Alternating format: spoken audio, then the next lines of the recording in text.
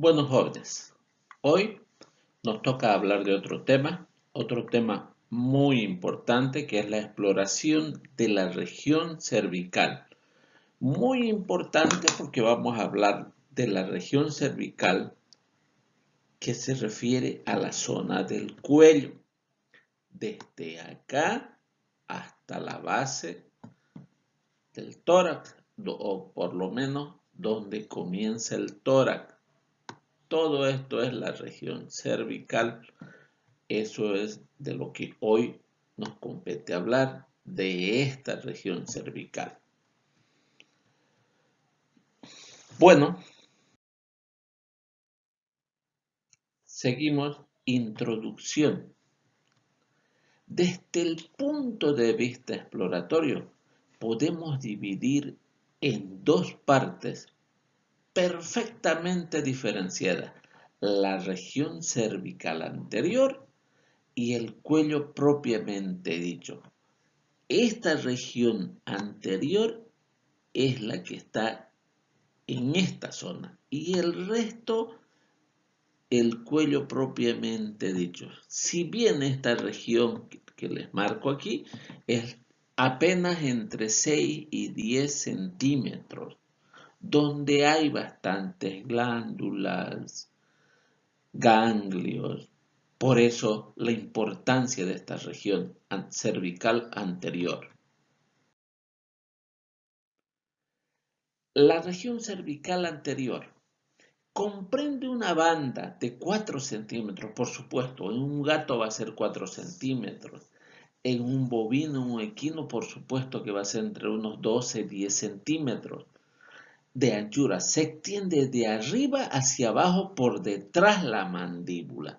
La mandíbula de este caballo está viniendo en esta posición y corresponde esta región apenas entre unos 10 centímetros más o menos. Esa es la región donde vamos a encontrar la bolsa gutural, los ganglios maxilar, la glándula parótida. Todo eso vamos a encontrar en esa región. El cuello propiamente dicho comprende la región de la crinera. Esta región de la crinera es esta región donde está la crin, el pelo del caballo en el cuello, la crin. Nosotros más la conocemos como la crin. Prácticamente sin significación clínica. Clínicamente no vamos a encontrar grandes cosas en esa región. La región de la tabla del cuello, esta región de la tabla del cuello se refiere a esta zona. Esta es la tabla del cuello, muy ocupada, por supuesto, muy ocupada para la aplicación de inyecciones, especialmente en ganado de carne. Por eso dice, encontraremos con abultamiento o absceso debido a inyecciones enquistadas y por último en la parte central, bueno, podemos encontrar enquistadas en esta región.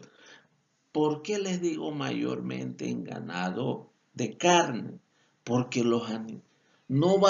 se evita colocar en el anca, se evita colocar en, los, en la porción de la pierna, en esas grandes masas musculares. Sería muy fácil colocar en esas grandes masas de la anca, de la pierna del animal. Pero, ¿por qué no se debe hacer? Ya que esta región, la del cuello, es una carne de quinta. Sin embargo, las carnes del anca y de la pierna son de primera. Esos cortes valen alrededor de 40, 50 bolivianos el kilo.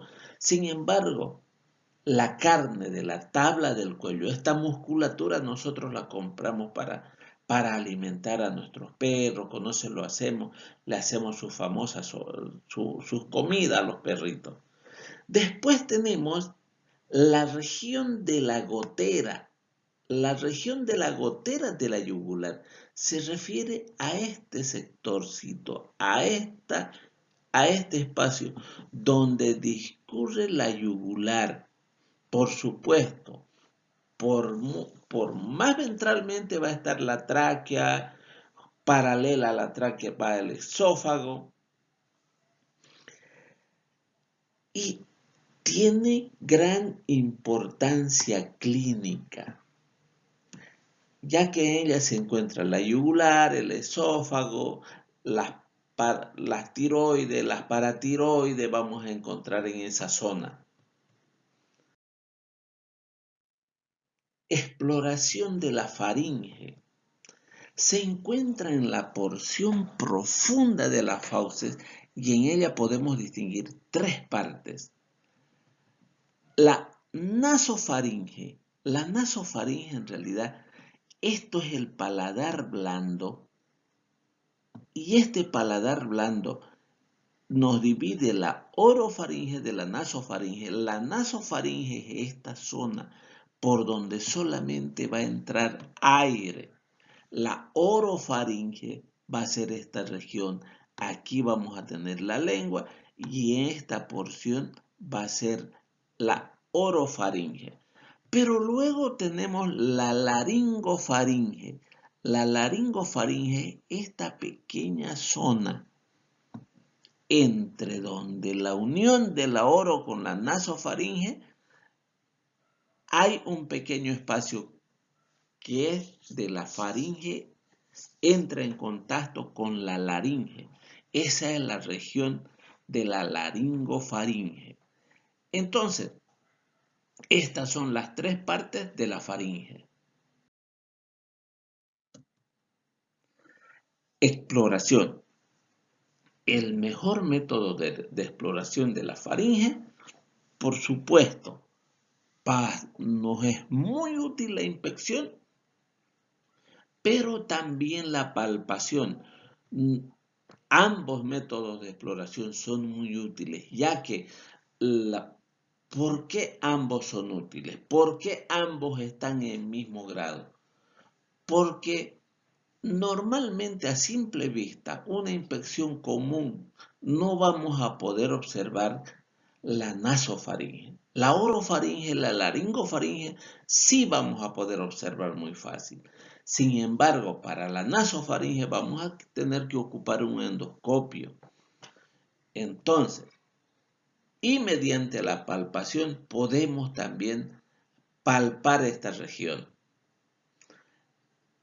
La inspección puede ser externa o como puede ser interna, o como puede ser también mediada cuando ocupamos instrumentos como el endoscopio, por ejemplo.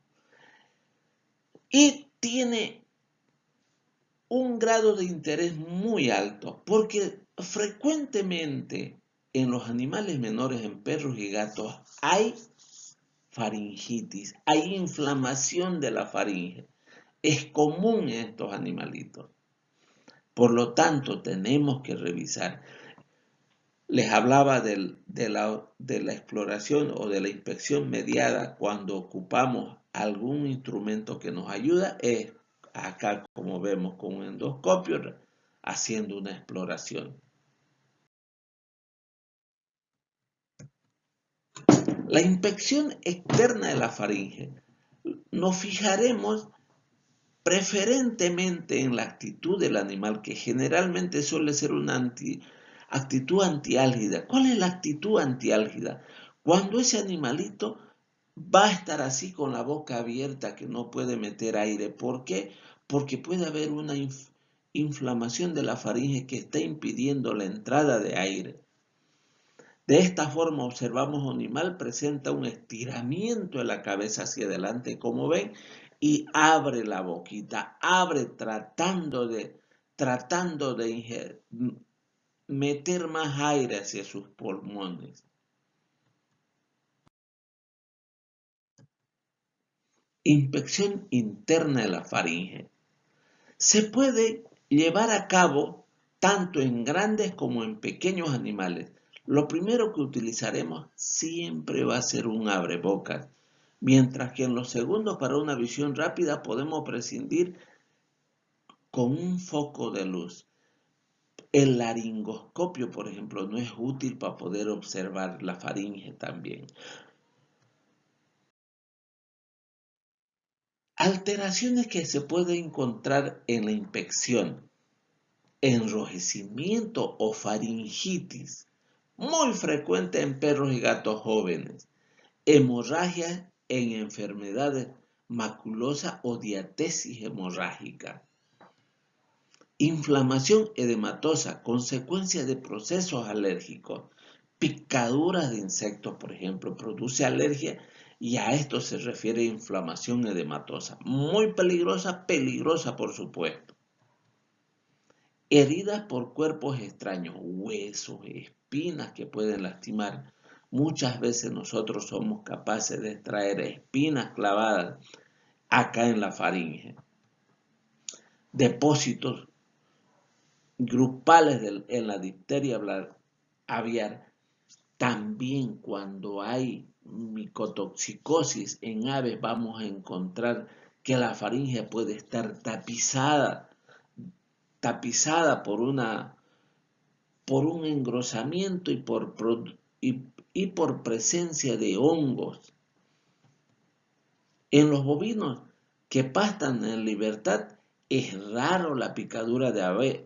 Bueno, no es raro la picadura de abeja, es común, porque al estar alimentándose y hay una colmena cerca, seguro que puede haber, el animal puede tragar o mascar una de estas abejas, y en el afán de defenderse la abejita picar en esa región. Exploración por palpación. Es otro método de exploración muy ocupado para palpar la faringe, al igual que la inspección puede ser interna o externa, aunque en este caso la que se realiza normalmente es la externa, para apreciar el estado de la misma. Por supuesto, estamos hablando en pequeños animales. En grandes animales mm, tenemos que hacerlo nomás con un abrebocas y tratar de palpar con la mano.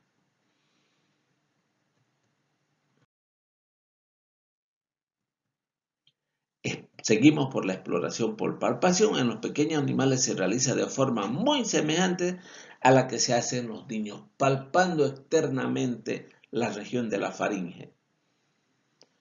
En los grandes especies se palpa con las dos manos por encima del cuello en los bovinos y por debajo en los equinos. Por ejemplo, en los gatitos va a ser esta la forma de palpación, muy suave. Lo mismo va a ser con un perro, pero en las grandes especies se hace con las dos manos. Lo mismo en el bovino. Exploración de la laringe. La laringe o caja bucal regula la entrada y salida del aire de los pulmones. En realidad, la laringe es como una válvula, ya que es la que regula la entrada y salida de aire. Evita la penetración de cuerpos extraños a los pulmones y es fundamental para la producción de voz, ya que en ella se encuentran las cuerdas bucales. Junto a la epiglotis, prácticamente en esta región se va a encontrar las cuerdas bucales. Está constituido por 5 cartílagos. Epiglotis es esto que ustedes ven acá.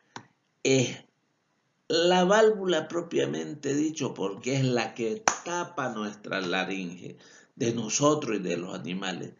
Epiglotis. Después tenemos la tiroides. Probablemente en realidad es el cartílago más grande. Esto es la tiroides.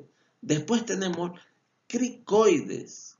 El cricoides es este otro cartílago, también de buena dimensión. Y por último tenemos los dos aritenoides. Ustedes, por ejemplo, estos aritenoides entran en contacto con la epiglotis, cierran prácticamente la válvula. Estos son los dos aritenoides, hay izquierdo y derecho.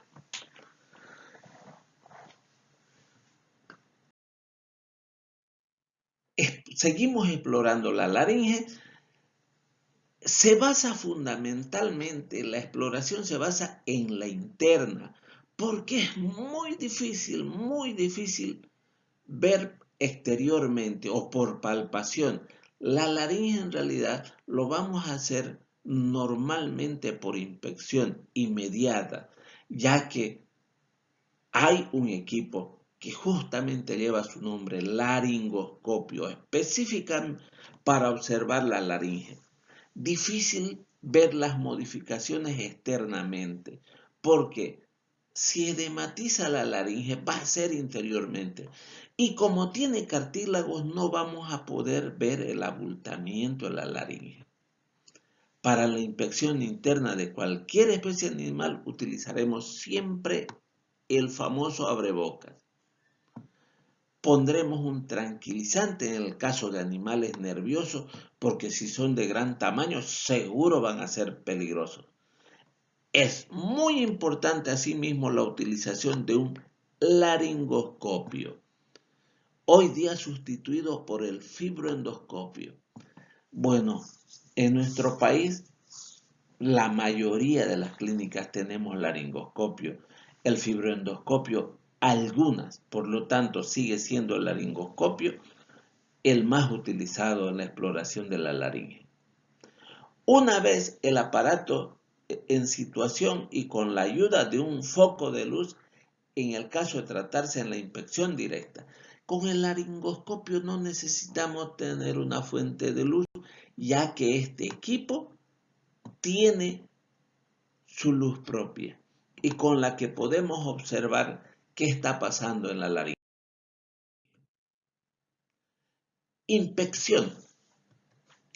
Podemos observar aumento del volumen de la mucosa, por supuesto, mucosa interna, la consiguiente disminución de la luz en laringitis, edema laríngeo, y es muy peligroso las asfixias por una edematización de la laringe. Coloración de la mucosa, vemos el cambio en la coloración de la mucosa. Movimientos de la laringe, se produce un retraso en la misma, la inspiración, e incluso puede llegar a observarse externamente cuando hay obstrucción de las vías respiratorias altas, de situaciones por bocio. El bocio, por ejemplo, puede llegar a afectar también el funcionamiento de la laringe, parálisis del nervio recurrente en equinos, que viene marcada por la caída del aritenoides. El aritenoide se puede ser afectado. Este es el famoso laringoscopio que nosotros ocupamos. Esto que ven acá. Cuando vamos a trabajar con la laringe y vemos que hay algún problema, necesitamos aplicar un anestésico local. En este caso, o en el que más ocupamos, es la lidocaína en spray, y nos deja trabajar sin que el animal se esté molestando mucho o le moleste mucho. Palpación de la laringe. Aunque puede hacerse directamente a través de la boca, pues, por supuesto, metiendo la mano, generalmente se hace por el exterior, utilizando una de las dos manos en función del tamaño del animal. Va a ser muy poco apreciable y muy poco lo que vamos a poder observar, ya que los cartílagos nos evitan que podamos palpar lo que está pasando dentro de la laringe. Este es el modo de palpar la laringe. Prácticamente así se palpa todos los cartílagos. Cuando nos sirve la palpación, por ejemplo, cuando hay ruptura de estos cartílagos, por la palpación podemos sentir que sí están rotos. En el caso de los grandes animales, por ejemplo, esta palpación se va a realizar con las dos manos. Alteraciones que podemos encontrar en la laringe. Sensibilidad al dolor. Por eso, cuando hay sensibilidad a la palpación, seguro vamos a dar cuenta de algún problema.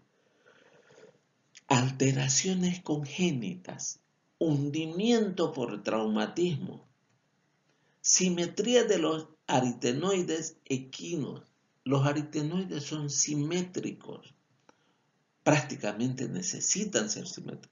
Fremitus, este término de fremitus es el roce que puede existir entre los cartílagos o entre la laringe con la faringe.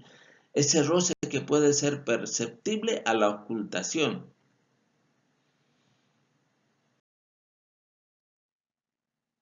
Exploración por ocultación.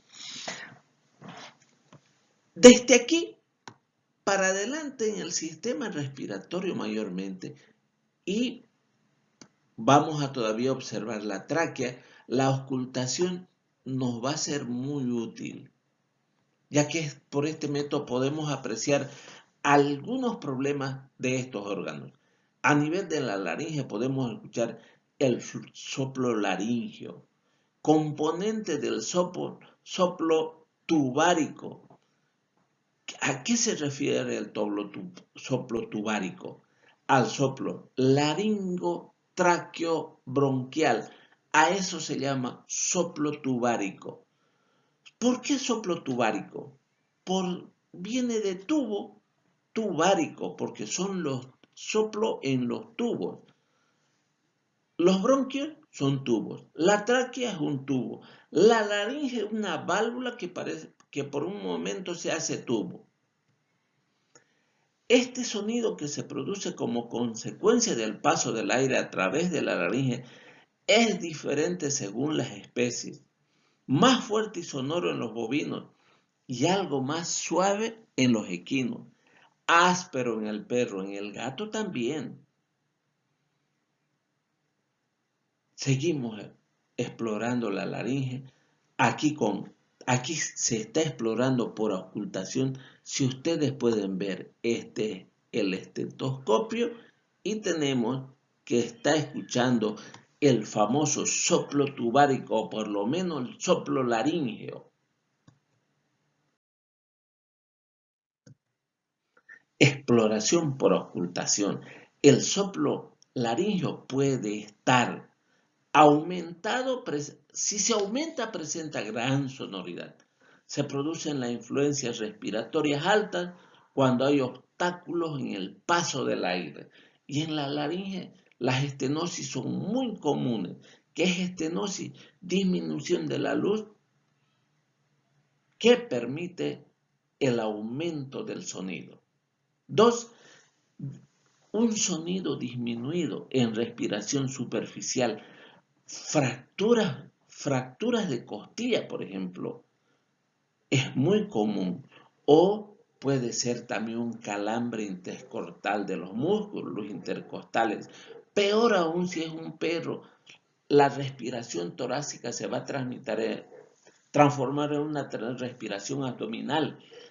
Y por consiguiente, la respiración va a ser muy suavita, evitando que produzcan los dolores cuando insufle bastante aire o elimine bastante aire. Evitar que el tórax se dilate y se contraiga mucho para evitar dolor.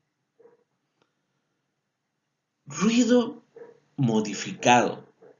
Ruidos anormales, las dos modificaciones de soplo laríngeo que podemos captar con el fonoestetoscopio son los estridores y los estertores. Ya hemos hablado de los estridores, son los silbidos, y los estertores son esos famosos ronquidos que al final a veces el animal bota flema y nosotros necesariamente expulsamos una flema. Exploración de la voz. Cada especie animal tiene una voz característica, se produce por las vibraciones de las cuerdas vocales, forma que cualquier alteración que recaiga sobre la laringe y por lo tanto sobre las cuerdas vocales va a originar modificaciones en la voz. Va a ser, por ejemplo, puede ser más ronco, menos ronco, O el término más ocupado son las famosas disfonías.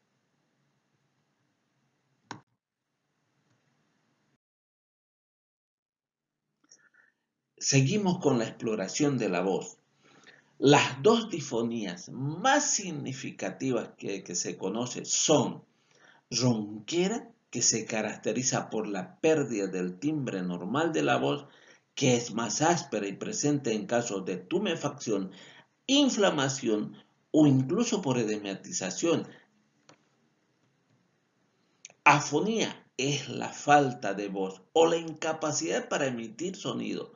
Se producen inflamaciones muy graves o en parálisis del nervio que va a afectar a las cuerdas vocales. Exploración de la glándula tiroides. Si se dan cuenta, ya hemos llegado a la famosa glándula tiroides. La glándula tiroides está constituido por dos estructuras lobuladas, separadas por un istmo que puede apreciarse por la palpación. El aumento del tamaño de la glándula tiroides se constituye en bocio. ¿Y qué es el bocio? Es la deficiencia de yodo que produce un agrandamiento de la glándula tiroides. Pero, ¿por qué se va a agrandar la glándula tiroides? Porque en el afán de producir más tirosina, o T3 o T4, esta glándula empieza a producir, a trabajar más y va formándose y va aumentando de tamaño. Porque va a ir a trabajar ella más y más. Para que su afán es producir tirosina, T3 y T4. Y la podemos apreciar así, estas dos masas, pero por detrás hay un istmo. Por eso que las dos tiroides parecen una H. Seguimos explorando la tiroides. En el caso de la glándula tiroidea, más que su exploración, nos va a proporciona escasos datos. La exploración no vamos a encontrar muchos datos. Nos interesa conocer la fisiología de la glándula tiroides, la funcionalidad además, para lo cual hacemos unas pruebas o test. Las pruebas por palpación, seguro vamos a palpar, pero necesitamos hacer unos test. Análisis de sangre, lo primero, ¿para qué? Para ver la funcionalidad de la tiroides. Poco significativo tal vez el análisis de sangre. ¿Por qué? Porque necesitamos medir la cantidad de T3 y T4. Por lo tanto, como no vamos a encontrar mucho en sangre, vamos a ir a hacer otras pruebas.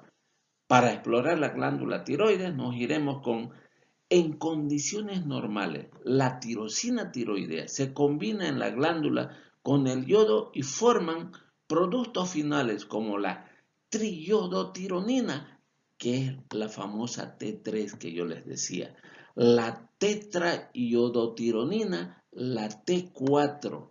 La T3 y la T4 son transportadoras en la sangre de una globulina. Sin embargo, hay que señalar que un bajo porcentaje de tirosina libre. Ahora, aquí tenemos esquematizado que quien estimula a la hipófisis a producir tirotropina es el hipotálamo, con una hormona estimulante de la producción de la tirotropina. Entonces, y la hipófisis nos produce la tirotropina o la TSH. Entonces, ¿qué estimula esto? Estimula a la tiroides, estimula a esta glándula. ¿A qué? A la producción de la triiodotropina, a la ionotropina. Pero cuando estas hormonas están elevándose en sangre, existe un estímulo al hipotálamo. ¿Pero qué estimula? También otro a la hipófisis, para que disminuyan la producción. Para que disminuyan. O sea, es una retroalimentación. Pero cuando estos se han venido para abajo, se va a estimular la producción de la hormona estimulante de la tirotropina y subsecuentemente va a elevar la producción. Y si se está estimulando la producción, el hipotálamo estimula la hipófisis y la hipófisis estimula la tiroides. Y la tiroides no tiene yodo para producir la triyodo ni la tetrayodo. Entonces ella va a aumentar de tamaño en el afán de trabajar más y tratar de producir más estas hormonas. Pero no lo consiguió. Entonces se nos presenta el famoso bocio.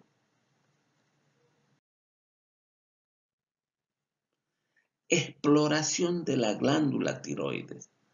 Hemos de tener en cuenta que los valores de T3 y T4 pueden venir modificados por enfermedades no tiroideas, síndrome de Cushing, por ejemplo.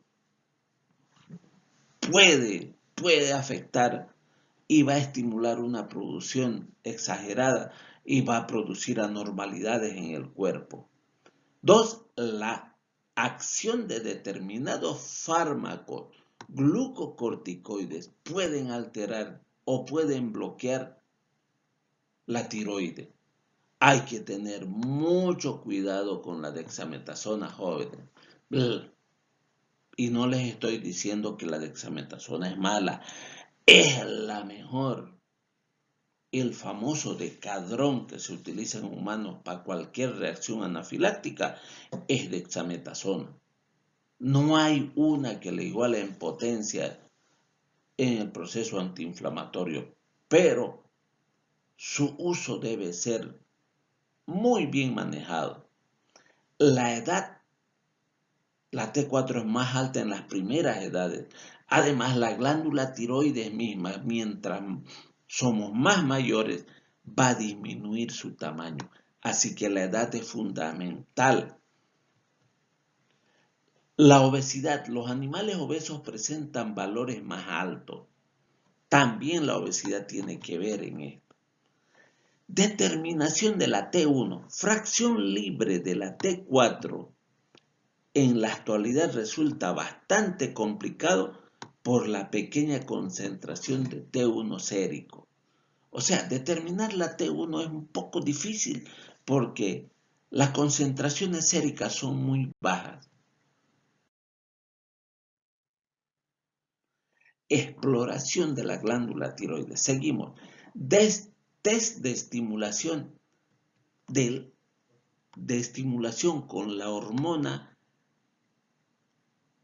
que va a estimulante de la producción de tirotropina. Se emplea para el diagnóstico diferencial del hipotiroidismo. La técnica es muy sencilla.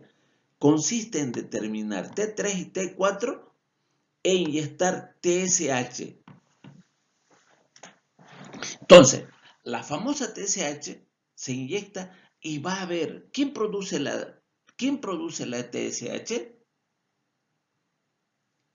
Va a ser la glándula hipófisis, porque la TRH produce el hipotálamo, que es la hormona estimulante de la producción de la TSH. Esta tiene que hacer que se produzca más T3 y T4.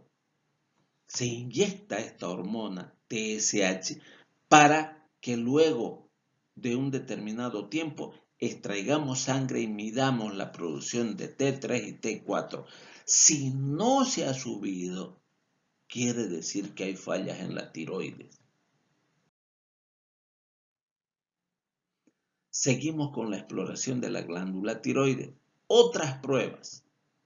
¿Qué pruebas más? Existe una serie de pruebas que bien por su dificultad o por su alto costo no se utilizan en veterinaria, pero seguro que en humanos se trabaja mucho. Los más comunes que se utilizan son biopsia, se toma una biopsia y se manda al laboratorio para un análisis de las células de la tiroides. La ecografía es otro método que se ocupa en veterinaria. Hoy en día estamos ocupando mucho la ecografía. La biopsia no, porque hacer estas pruebas son relativamente un poquito caras, pero cada vez en los animales menores estamos ocupando biopsias. Exploración de la glándula paratiroides. Nos olvidamos de la tiroides por un minuto y nos vamos a la paratiroides. Las glándulas paratiroides son 4 pequeños nódulos situados dentro de la glándula tiroides o próximos a ellos. En algunas especies vamos a encontrarlo próximo, pero en la mayoría vamos a encontrarlo dentro de la tiroides, cuyas células segregan la paratormona, la PTH y la calcitonina, esenciales para el metabolismo del fósforo y el calcio. Entonces, en sangre, para comparar con algo, insulina y glucagón controlan el nivel del azúcar en nuestra sangre. La paratormona y la calcitonina regulan los niveles de calcio y fósforo en la sangre. La paratormona es hipercalcificante, libera calcio de los huesos hacia el torrente circulatorio, mientras que la calcitonina hace lo contrario. El exceso de sangre, el exceso de fósforo y calcio en sangre hace que se asimile o se fije en los huesos o también se almacena en músculos. Exploración de la paratiroides. La exploración de la paratiroides se realiza, como en el caso de la tiroides, a través de pruebas analíticas. No por palpación no vamos a encontrarla. Si no vamos ni siquiera a poder palpar las paratiroides. Probablemente con ecografía nos cueste encontrarnos. Entonces, ¿qué vamos a hacer? Vamos a determinar los niveles de paratormona y calcitonina. Se determina además determinamos de los niveles séricos de calcio. Vamos y medimos, colocamos paratormona o estimulamos la producción de paratormona y calcitonina y vemos qué es lo que pasa con el calcio. Determinar la actividad sérica. Entonces, valoración de la excreción de la hidroxiprolina urinaria. Examen radiológico. Claro que para un examen radiológico el médico tiene que ser muy ducho. Si ustedes se fijan, acá están las paratormonas. Una está acá, la otra está acá. Esas son las famosas paratormonas, las que producen esas dos hormonas, la paratormona y la calcitonina, que fijan calcio en los huesos y la paratormona libera calcio al torrente circulatorio. También hace que el riñón no elimine calcio por orina y lo restituya a sangre. Y el riñón produce vitamina D estimulado por estas hormonas para producir la asimilación de calcio en la digestión, o sea, asimilación de los alimentos. para que se digieran y vayan a nuestro torrente circulatorio. Y de nuestro torrente circulatorio a los huesos.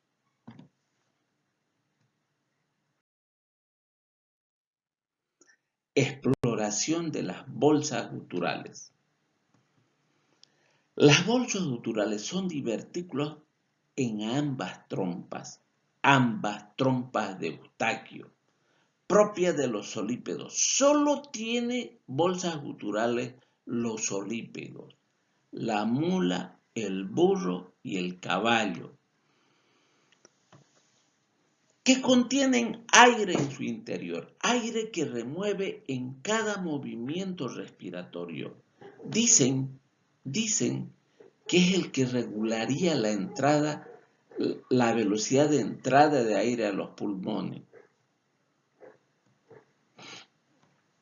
Las bolsas guturales se encuentran en esta zona, debajo del oído. ¿Por qué? Porque las trompas de Eustaquio van a dar a las bolsas guturales.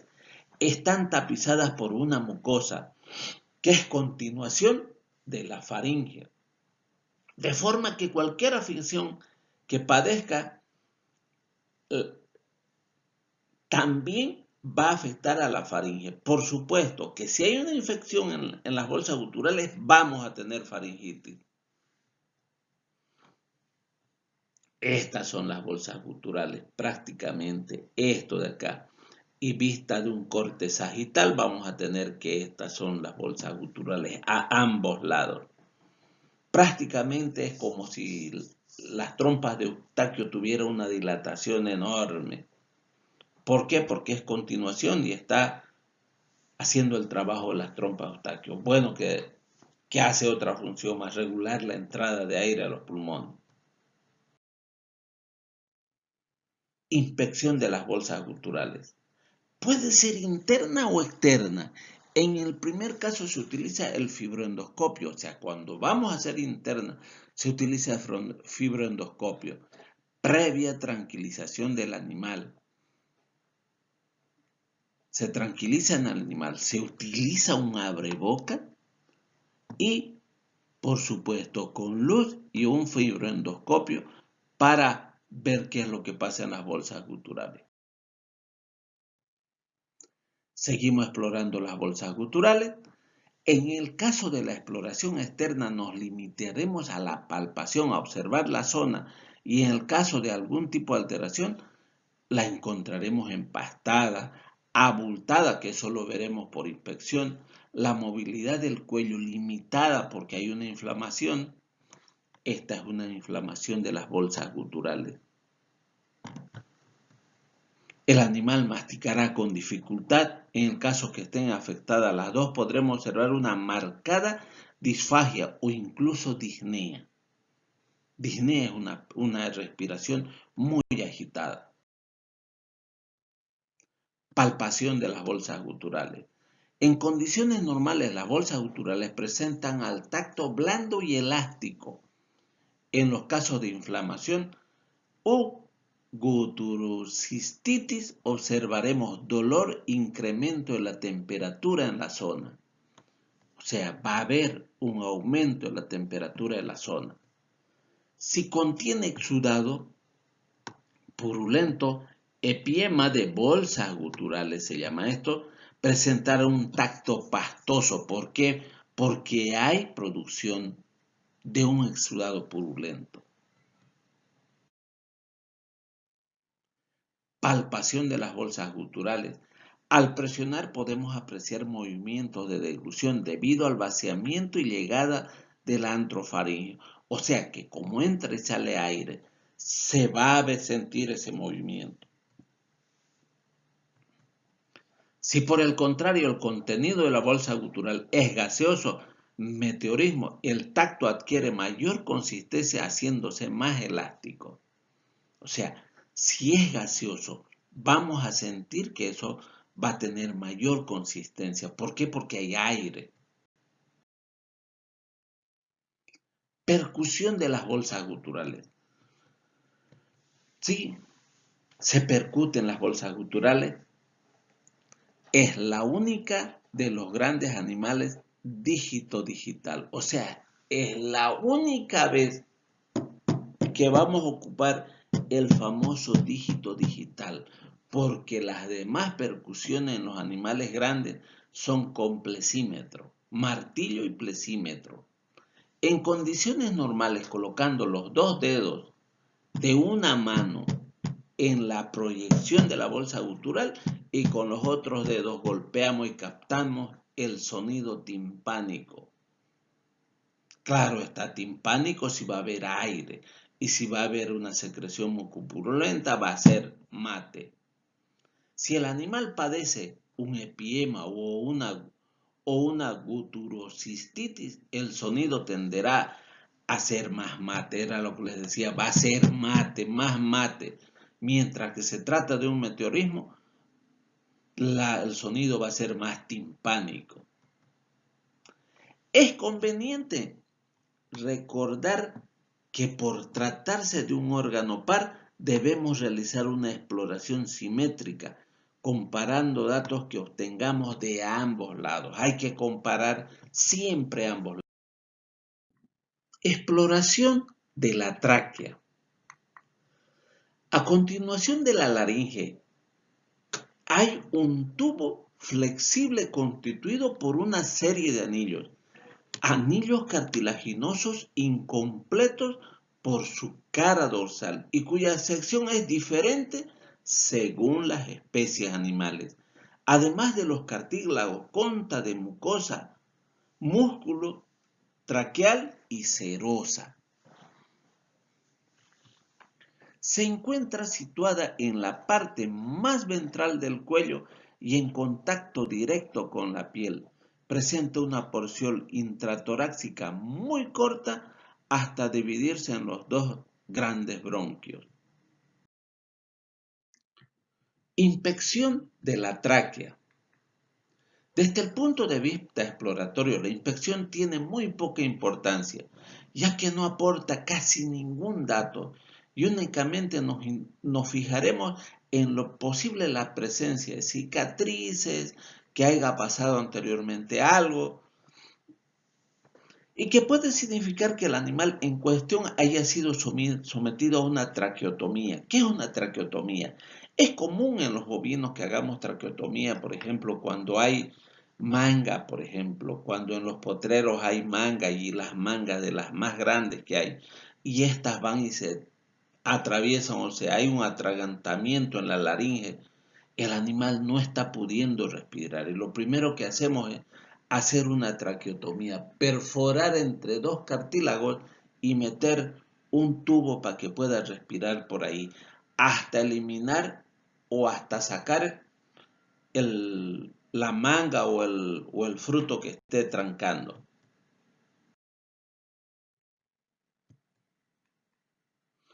Palpación de la tráquea. La palpación la llevaremos a cabo de arriba hacia abajo, recorriendo toda la trayectoria de la tráquea, intentando apreciar desviaciones o modificaciones en realidad de los anillos de la tráquea. Integridad de los anillos, dolor en la tráquea, fremito. ¿Cuál es el fremito? Si hay en la palpación vamos a sentir ruido de raspado entre los cartílagos, entonces vamos a sentir el sonido de fremito. Percusión de la tráquea. En la tráquea se puede percutir y permite realizar la prueba de broncofonía, que tiene con el fin de comprobar la integridad del pulmón. Para realizarla, un ayudante efectúa una percusión martillo presimétrica. Si aquí se fijan, ya es martillo presimétrica sobre la parte media de la tráquea, mientras que el clínico ausculta el pulmón. Entonces vamos a ocultar el pulmón y se va a hacer una percusión sobre la tráquea. A esto es la prueba de la broncofonía. En el supuesto de que de que el pulmón se encuentre enfermo o haya una hepatización o neumonía, ha habido cuenta que el sonido se permite perfectamente sobre un soporte sólido. El clínico oirá los golpes fuertes y claros, prácticamente como si el ayudante estuviese percutiendo el hemitórax, si estuviera percutiendo el tórax. O sea, esta es la diferenciación que vamos a escuchar.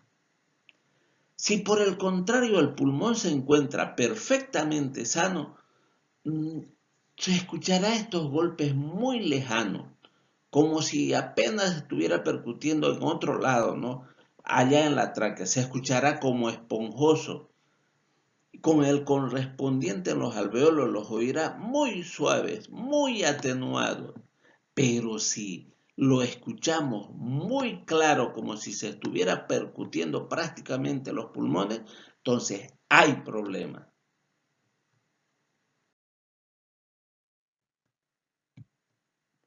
Auscultación de la tráquea. Oiremos el componente traqueal del soplo tubárico o laringotráqueo-bronquial que corresponde al paso del aire por estos órganos. Este sonido es semejante al laringio, con ligera modificación en unas especies a otras. Así, en los bovinos es alto y sonoro, mientras que en los equinos es más bajo. Si ustedes se fijan, dice que es más bajo. ¿Será porque no tiene bolsas guturales que se oye mucho más alto en los bovinos? Más que seguro que sí. También, como en el caso de la laringe, podemos escuchar dos tipos de ruidos patológicos, estertores y estridores. Es común escuchar estos sonidos en la tráquea y la tráquea también se oculta. Esta es la forma de ocultar la tráquea, directamente sobre la tráquea. Alteraciones de la tráquea. En ocasiones un animal puede presentar deglución desviada. El cuerpo extraño correspondiente se localizará en la laringe o en la parte craneal de la tráquea o en la parte más anterior de la tráquea. Y por supuesto que esto le molestará y el animal va a tratar de expulsar este cuerpo extraño. En estos casos se tiene que tener en cuenta que si no se actúa violentamente y con rapidez, el animal va a morir asfixiado sí o sí. Por lo tanto, la traqueotomía es urgente. Semiología o semiotecnia de la tos. Ya sabemos que el término de semiología es la interpretación de estos sonidos y la semiotecnia, la recolección de estos datos de la tos. La tos es un acto reflejo provocado por la estimulación por alguna irritación en tráquea, bronquios o laringe, inflamación de las mucosas o vías aéreas, laringe, tráquea, bronquios, incluso alveolos respiratorios. La vía sensitiva de la irritación discurre por el nervio vago. O sea, es el nervio vago el que está inflamado, también el simpático. Pero la vía sensitiva de la irritación va a entrar en acción el nervio vago, fundamentalmente hasta médula oblonga, donde se encuentra el centro de la tos. Es así, en esta posición vamos a ver cuando hay tos. Cuando hay tos de las perreras, esto es muy común ver y puede terminar incluso en un vómito. El estímulo que provoca la tos puede ser químico, gaseoso, químico si es gaseoso, físico, partículas de polvo, vírico, bacteriano, éstasis de moco exudado, edematoso, purulento, procedente de los pulmones. Todo esto nos va a producir la tos. Seguimos con la semiología y semiotécnica de la tos. Cuando la tos es productiva, es decir, cuando el aire expulsado de forma ruidosa arrastra moco que sale al exterior o es deglutido. En los animales normalmente es deglutido, nosotros lo eliminamos porque ese moco envuelve una gran cantidad de sustancias patógenas. Entonces, no es bueno que tragárselo, pero ni modo, los animales lo hacen. En este caso, no es conveniente tratarla mediante fármacos, ya que eliminaríamos la función de limpieza que está realizando. O sea, ¿qué quiere decir? Que no pongamos fármacos para disminuir la tos o para bloquear la tos, porque ¿qué haríamos? Bloquear la eliminación de la secreción. Por el contrario, cuando el proceso que provoca la tos es seco, esta tiene un carácter improductivo y es conveniente tratarla, o sea, pararla la tos. En el primer caso, cuando es productivo, normalmente lo que debemos hacer es proporcionarle un antibiótico, un broncosecretolítico, o sea que más bien en vez de bloquear la tos, hacer que ese exudado se haga más ligero, se haga menos viscoso y pueda ser eliminado. Por eso se llaman los productos broncosecretolíticos. Porque sus consecuencias pueden ser muy graves, ya que la salida de aire puede diseminar los productos patógenos en zonas limpias y provocar efisema, neumotórax, así como debilitar al animal peligrosamente. Entonces, cuando es la tos seca, debemos tratarla, pero debemos tener cuidado. La tos seca de la tos de las perreras, debemos primero diagnosticar si es una tos simplemente porque ha sido provocado por algún olor o algo que esté estimulando adentro, pero si es tos de las perreras, no debemos eliminar la tos. Debemos tratar con antibióticos, debemos eliminar la causa de la tos.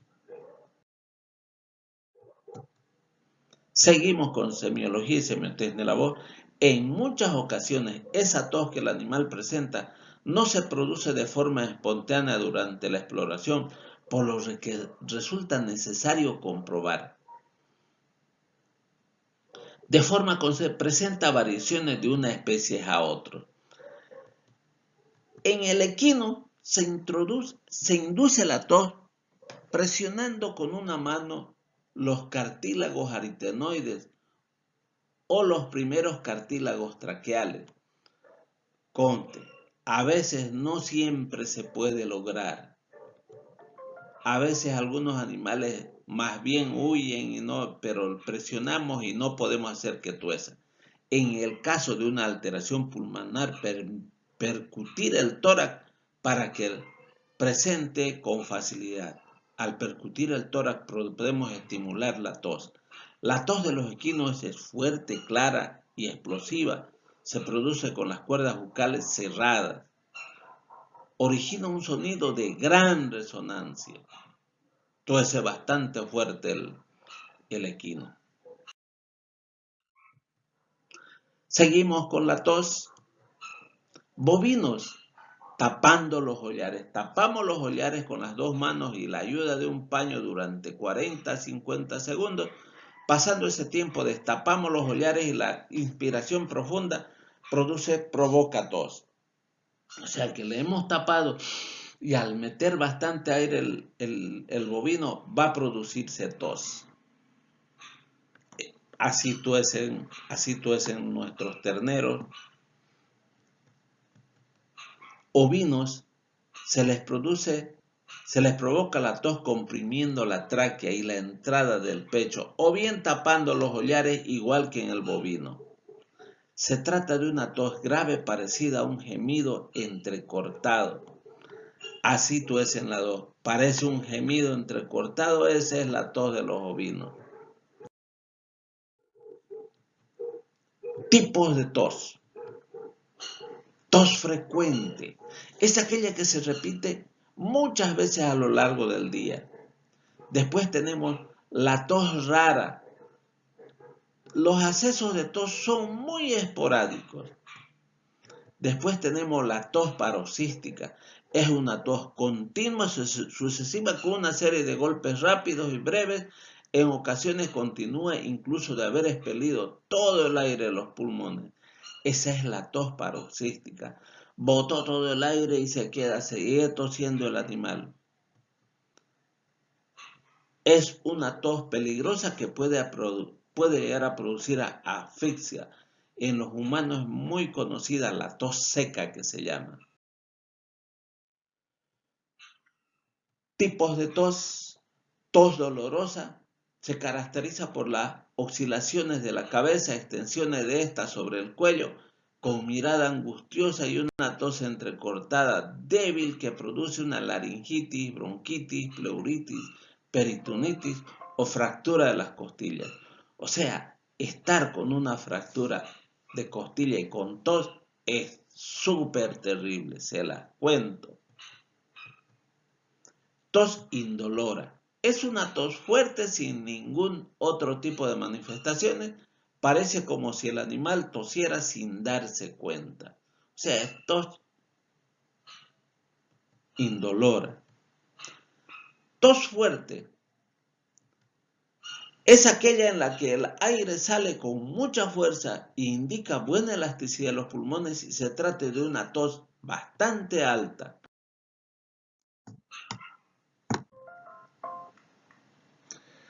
Tipos de tos. Seguimos con los tipos de tos. Tos débil es aquella que el aire que se expele es muy poco y sale con muy poca fuerza. Presentan enfisema pulmonar. ¿Por qué? Porque al haber un enfisema pulmonar no va a haber una eliminación total del aire que hay. Se está quedando el aire adentro. En pleuritis, en debilidad o parálisis de los músculos respiratorios, suele ser una tos dolorosa. Tos larga. Se trata de una tos de larga duración y el golpe de la tos es prolongado. Se presenta en parálisis laringea o tumefacciones de las cuerdas bucales. Es propia de procesos altos, o sea, en las vías respiratorias altas. Después tenemos la tos breve. Es sinónimo de tos dolorosa. Parece en bronquitis aguda, en neumonías externas o en pleuritis. Es la tos breve. También el animal trata de no toser, por eso es que es bastante breve. Seguimos con los tipos de tos y nos topamos con la tos húmeda, productiva o blanda, que tiene producción, que tiene secreción. Es aquella que va acompañada de expectoración, que puede botar o incluso tragárselo. Con los golpes de tos salen esputos que pueden ser expulsados o deglutidos. Los animales normalmente los degluten, como les dije. Se trata de una tos de un buen pronóstico. Todas las productivas tienen un buen pronóstico. Después tenemos la tos seca o improductiva. No va acompañada de expectoración. La tos seca no es acompañada de expectoración. Es una tos muy irritativa. Tos alta. Esta tos alta o anterior, o sea, alta debería tratarse en los humanos. Como quedó con ese nombre, es una tos de las vías respiratorias anteriores, en la que se produce alteraciones de las vías altas, laringe o tráquea se ven comprometidas normalmente acá. Seguimos con los tipos de tos. Tos baja o posterior. Su origen se encuentra en los pulmones. La alteración que está produciendo esa tos está en los pulmones. Tos en hachazo. Es la que se presenta en forma brusca y fuerte, paroxística, y es típica la tos por una deglución desviada. tos omotizante. Esta tos omotizante es la que llega a provocar el vómito y esta es la característica de la tos de las perreras. Tos de las perreras tiene este tipo de tos omotizante. Seguimos con los tipos de tos. La tos mantiene las mismas características durante todo el proceso patológico, sino que evoluciona como va evolucionando la enfermedad o como va solucionándose por el tratamiento que estamos haciendo, en la que se origina así, por ejemplo, en las fases iniciales de la laringitis, por ejemplo. La tos seca es dolorosa e irritativa, mientras que en la fase avanzada la tos se torna húmeda, indolora y paroxística.